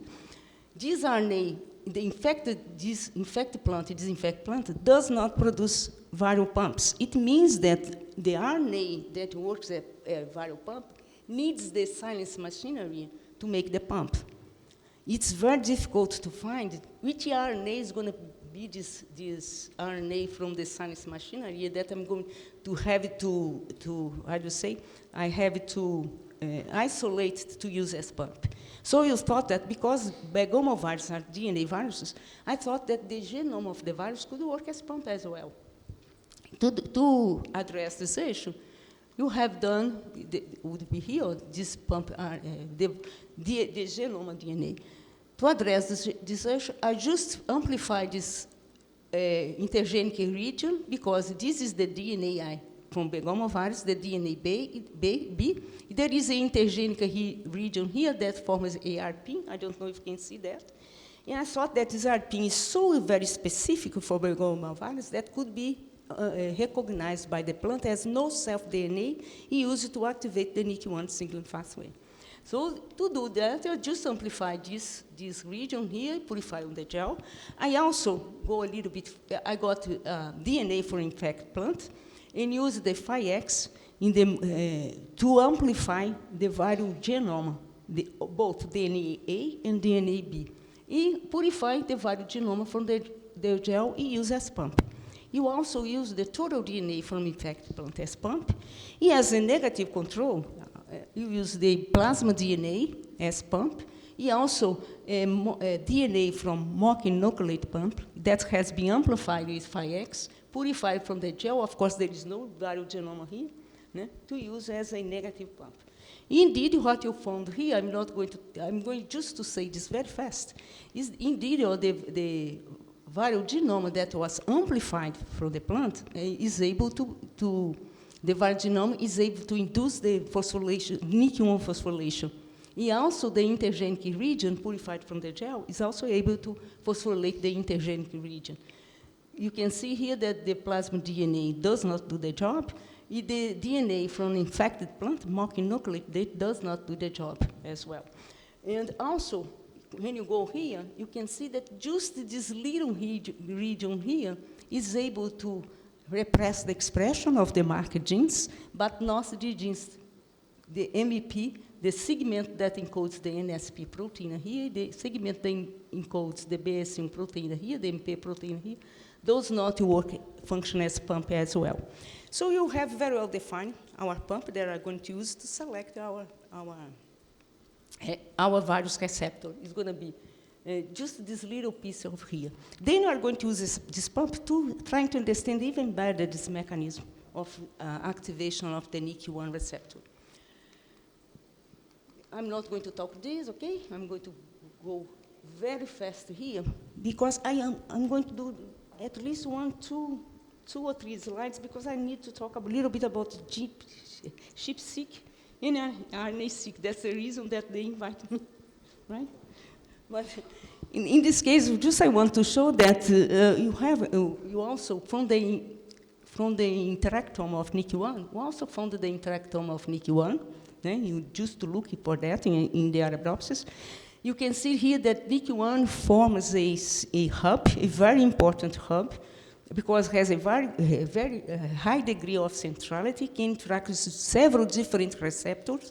It means that our task to look for the receptor that interacts with the pump is not going to be an easy task, but it's going to be feasible, differently from your answer that you gave to me. This is feasible. So it's going to be feasible in this case here, but it's not going to be easy. And the other thing that caught our attention is because NIC1 is able to bind to different receptors, it has to be involved in several other kinds of cellular process other than translation, just to suppress translation, other type of kind here. So to address this issue, you look for the transcriptional landscape of LIMIB. You are looking for genes that were regulated by LIMIBs other than the translation-related genes to see each process, which other process could be regulated by this signaling module, signaling circuit here. Of course, you did the RNA-seq, the transcriptome, and also the ChIP-seq on LIMIB. By overlap both results, you found 306 genes that was down-regulated by LIMIB and bounded by LIMIB. You found here 250 genes that was up-regulated by LIMIB and bounded by LIMIB. Very importantly is that the predominant changes in the predominant class of the genes in the down-regulated genes was the translation-related genes that we have shown before. So it's very confirmatory of our previous results. But what was very intriguing, very interesting, was the finding that the photosynthesis to assemble genes was also down-regulated in the down-regulated genes. So it's very consistent with this data here. You show that overexpression of LIMIB in 3 independent transgenic lineages, so here 1, 2, and 3, decreases photosynthesis at the same way as activation of NIC1 decreases translation, as we have shown before. The same fashion here. And also very important, it was that our phosphomimetic mutant, you have a mutant, a NIC mutant, in which you replace the threonine that has to be phosphorylated for activation. You replace this threonine from aspartate that has a permanent negative charge. In doing this, you got a mutant, a NIC1 mutant that are called T474D mutant that is constitutively activated. You don't need the viral pump to be activated. If you express the NIC1, it's going to be activated in the plant, right? So what you did here, you express the NIC1 or the T474D mutant in this plant. It decreased photosynthesis because NIC1 was activated, but not when we express in Limib knockout. There is no decrease in photosynthesis. It was very important to show that NIC1 was indeed linked to Limib to repress not only translation, as we have shown before, but also photosynthesis, as we are shown now, right?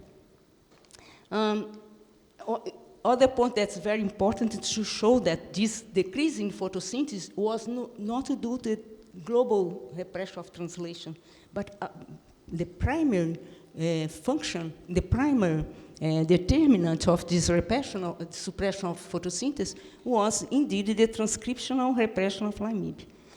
I'm not going to talk about this experiment, okay? That's very neat, but this is now so neat.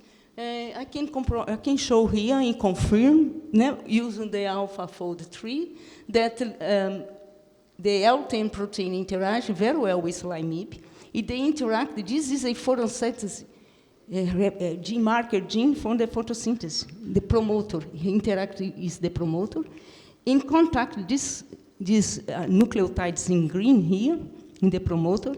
That's exactly the same sequence that was found in the sheep-seq for the Limib, or predicted in the, I can predict here too, in the sheep-sequence, this Limib here, okay? And also show that indeed Limib interact with this promoter, that's the photosynthesis promoter, the same way it does with the translation-related genes, the same thing. So what you have shown, should I go further or not? No? No? I have your results here, but I'm not going to show. Yeah? Okay, so I'm not going further, right? I have to finish, is it? Okay, so just to finish, I want to show that this signaling pathway is also activated by heat stress, is also activated by osmotic stress. Let's go. Osmotic stress. It confers resistance to drought. Another thing.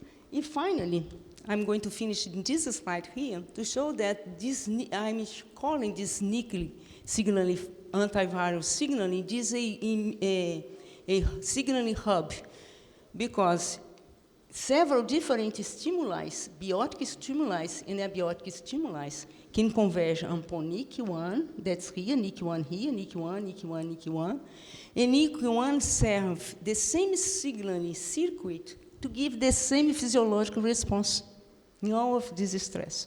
It's something that's very different from any kind of signaling pathway that you have found in plant cells, because they are very specific, not only to identify the stimuli, but also to give a specific response. This one, I don't think that's a normal signaling pathway, it's a signaling hub, because everything converging like this, and then give the same physiological response, so that's inhibition of translation and photosynthesis. These two phenomena has been recognized. Any kind of stress, almost any kind of stress in plant, causing translation inhibition and photosynthesis inhibition. So I'm going to finish here. I'm going just to show my lab. Oh, look, a lot of things that are missing. No, this is my lab. I cannot, and I thank you all for the attention. I have one more thing to say. To the younger scientists that was predicting a lot of models today, invariant models for the future, Eduardo, right? Alex, e also o Guilherme também tentou he tried to predict the genome. For these Brazilian scientists, I have to say, in Brazil,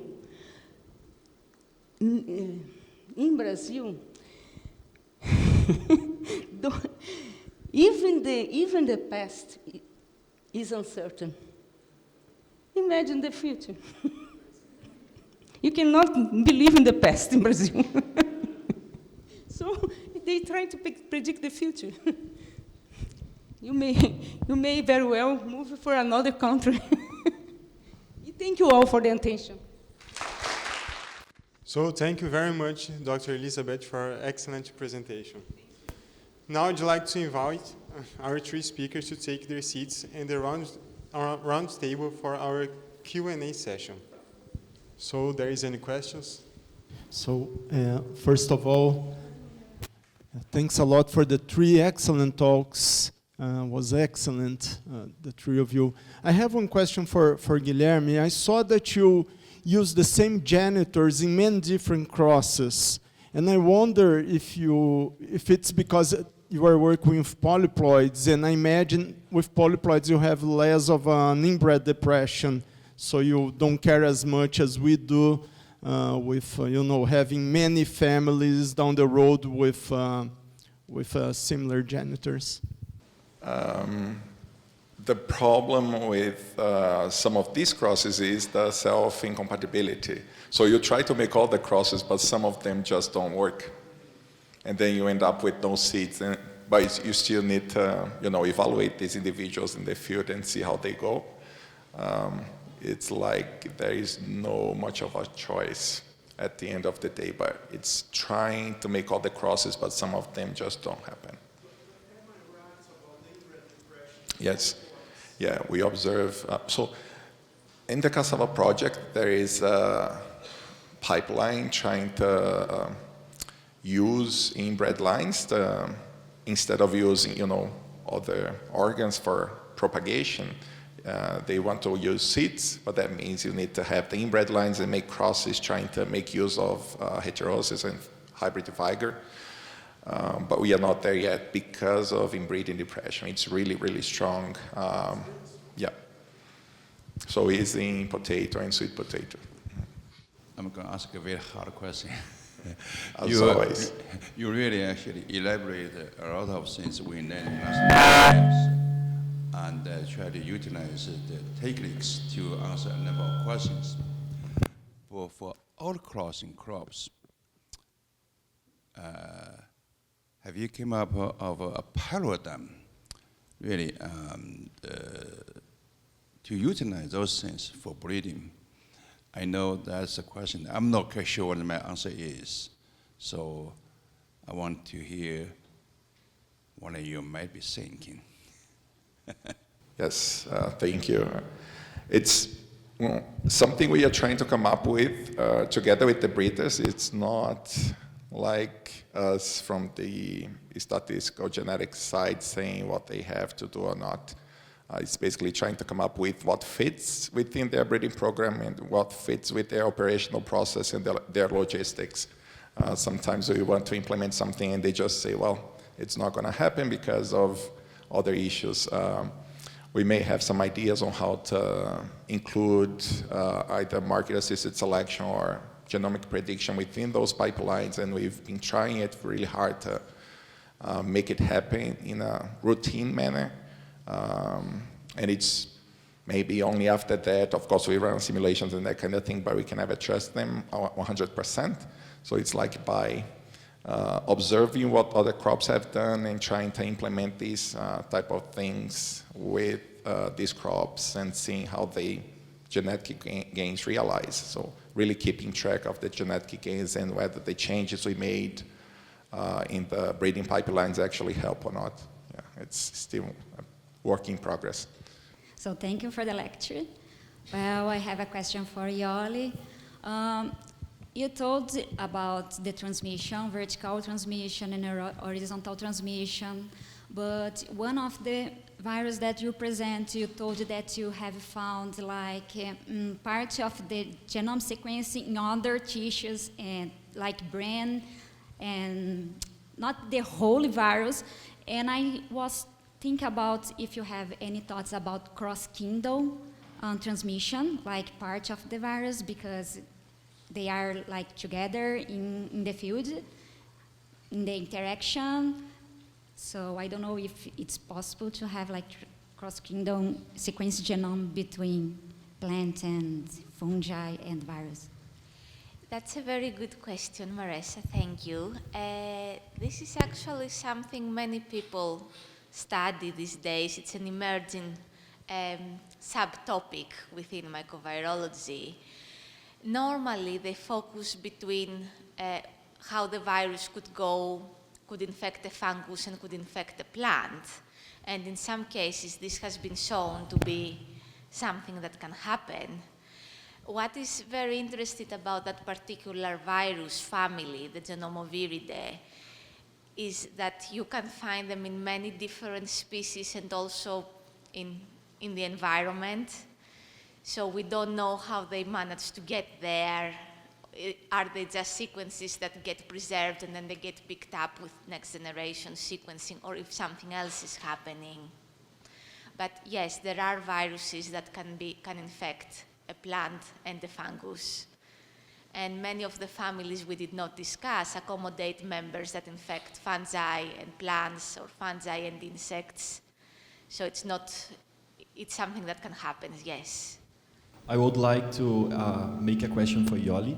I would like to know if there are some possibles or some previous tests to transform this mycovirus in some bioinsume or industry, some kind of that we can use this microvirus in agriculture.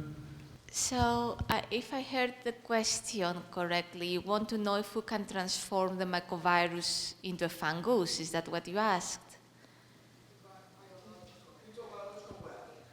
Oh, okay. Well, the Crephonectria hypovirus was an example of sorts. I'm hoping that eventually we can be more targeted and maybe we can genetically engineer our own viruses that they do exactly what we want. We are still far away from that, but yes, it can happen, and hopefully in the future we'll see it happening. That's the whole point of these studies, to use the mycoviruses to control fungi in weathers that haven't been controlled before. And if we think a bit about other types of viruses, like human viruses, and what we can do with a human virus, both in the lab and let's say in a clinical setting, and the vaccines and everything, we should be able to do all these things with a mycovirus, and that may be important given that fungal diseases are on the rise now with the climate change, and also antifungals don't seem to be working as well as we would have liked. Thanks for the talk. My question is for Elizabeth. It is interesting to understand how interatom influence and response the plant. Are there specific metabolites that are part of the synergy and to occurrence in interatom? Is metabolites is important for this synergy and proteins for their response? It's okay. Okay. Yes, I don't know the answer. That's a very good question. No, I'm just kidding. Yeah, okay. The metabolites are very important. The synergy is very important. The reason that the plant gets so sick is because it lost the homeostasis during the interactions. You need to remember that the virus is very small, encode very few protein. It has to use everything from the plant. It has to use the cellular machinery, the entire cellular machinery of the plant to complete its life cycle. And it hijack the machinery. So it takes over from the plant to complete its life cycle. In addition to that, in the same time, it has to evade the immune system. So the homeostasis is completely unbalanced at that point. Okay? But the metabolites come, of course, is important. Metabolomes also come after everything. Mm-hmm. That's it? Okay. Thank you all for the amazing presentations. Elizabeth, I have a question for you. I've been working as many years as a bioinformatician, right? And I also worked with the identification of QTLs. But when we work with genetics, genomics, considering the breeder side, they are not much interested about the genes, about the reasons why that region is associated with the phenotype. On the other side, when we go into molecular biology, we have like a very depth into the investigation of the molecular mechanisms, the metabolic pathways. What's your opinion that we should try to connect these two different approaches in a way that the models that we have been developing nowadays can supply more inferences that can be used for future targets or for future studies. You are right. For this, I have a very good friend of mine that's a very good breeder. That's a Dario. Do you know Dario? That's excellent. I think that one of the best, who talked about forests? You know Dario very well. It's an outstanding scientist, right? And he always tells me, don't worry with your genes. Forget that, because you just want a piece of the DNA that's doing their job. Doesn't matter which piece of DNA is that one. That's what you get into your breedings, right? The thing that I think that's very important is because you are talks always about KTLs. The KTLs, to really work, you have to know the genes that compose the KTLs. It's going to work for a time if you don't know the mechanism. Then you know that about soybean. You get very nice soybeans. The next year has to be another one because the time, the environment is different. Everything is different. So if you can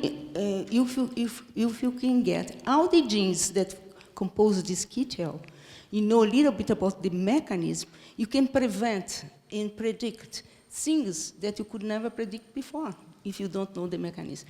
Agora, the connection is the most important thing that you can imagine.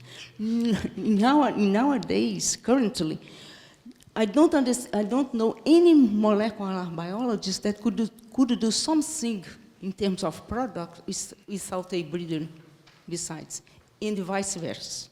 Although you are much more arrogant than the molecular biologist. But anyway, it's so. I think that's so important that there is a connection that I am doing a project with Guilherme in Viçosa. I convinced him to work with soybean for two reasons. First, because he's going to work with me. Second, because he's deployed. Right. Yeah, more or less. Okay. Então, right? So what I intend to do, you can think that's crazy, but it's not. What I intend to do is silence all the genes from soybean, all the genes that you can imagine from soybean, and look at his KTL for drought resistant in trying to map each one of the silenced genes that's present in this KTL. Because the best way to assign a function to a gene is to reverse genetics, right? That's the best. No biochemical, nothing like that. The knockout line is the one that says to you, oh, the gene is doing this. That's the one that I trust. Biochemical is good, right? To complement this knowledge. To look into the mechanism, right? But the function of the gene is genetics, right? And the other thing that's nice is that genetics doesn't have, how do you say? Genetics take the genes out of the organism. You say that's the function. That's very neat. I think. Okay, this is the answer or not? So thank you very much to our speakers and to all the participants for this simulation discussion. On behalf of the organizing committee, we sincerely thank you for sharing your knowledge and expertise with us. We would like now to present each of you with a gift as a token of our gratitude.